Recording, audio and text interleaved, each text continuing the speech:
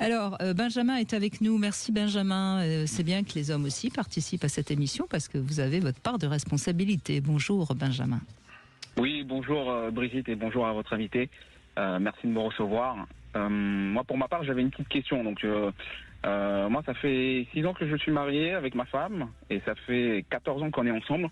J'ai 31 ans, hein, donc en fait, c'était premier amour, c'était quelque chose d'incroyable.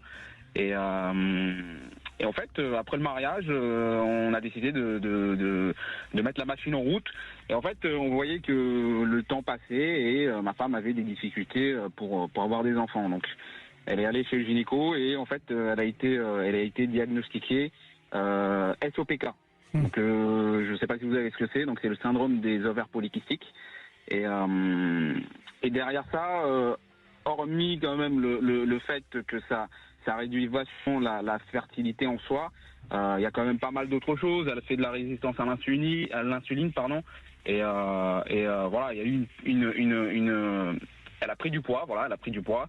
Et en fait, depuis ce moment-là, c'est un peu, je vais pas dire c'est la descente aux enfers, parce que voilà, je suis quand même là pour la soutenir, etc. Mais voilà, moralement, c'est très dur parce que elle supporte pas le fait de pas réussir à être enceinte, hein, c'est ça. Elle a votre âge à peu près?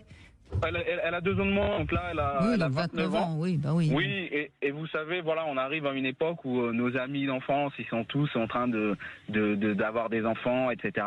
Alors moi, pour ma part, j'ai très envie d'être papa. Hein, voilà, comme je vous ai dit, ça fait longtemps qu'on est ensemble, et voilà, j'ai envie d'être papa, j'ai envie qu'elle soit mère aussi, j'ai envie d'avoir des enfants avec elle, mais voilà, je suis quand même un peu fataliste. Vous voyez, je me dis bon, si ça arrive, tant mieux. Et puis voilà, j'essaie de la rassurer, j'essaie de pas être le gars qui va la. Oui.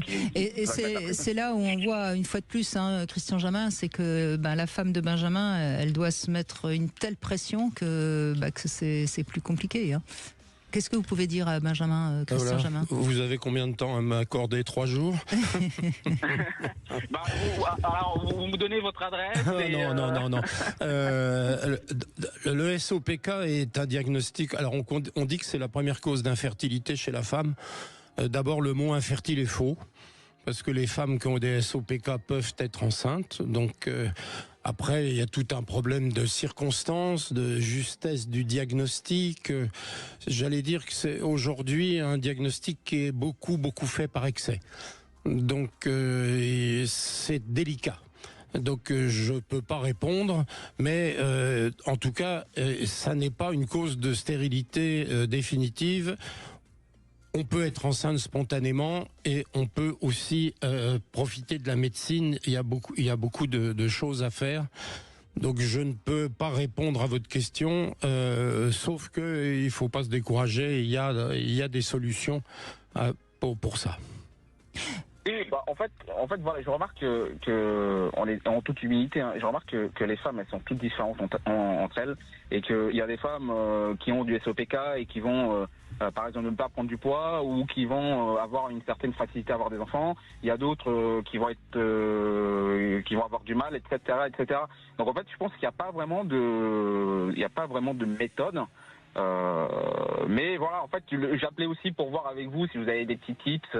Je sais pas, est-ce que vous avez parlé de régime tout à l'heure?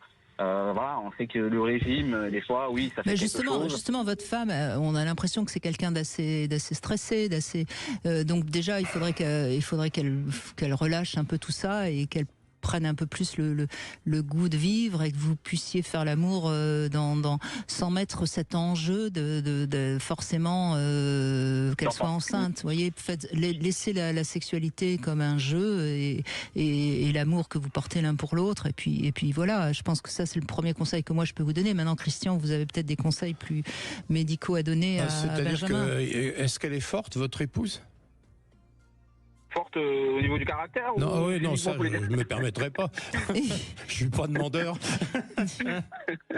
Non, je parle au point de vue poids.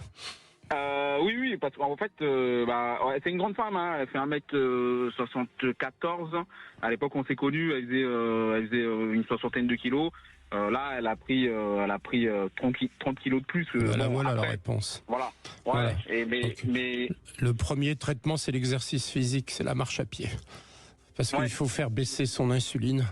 Et donc, et quand on fait du sport et de la marche à pied, ça résout beaucoup de problèmes.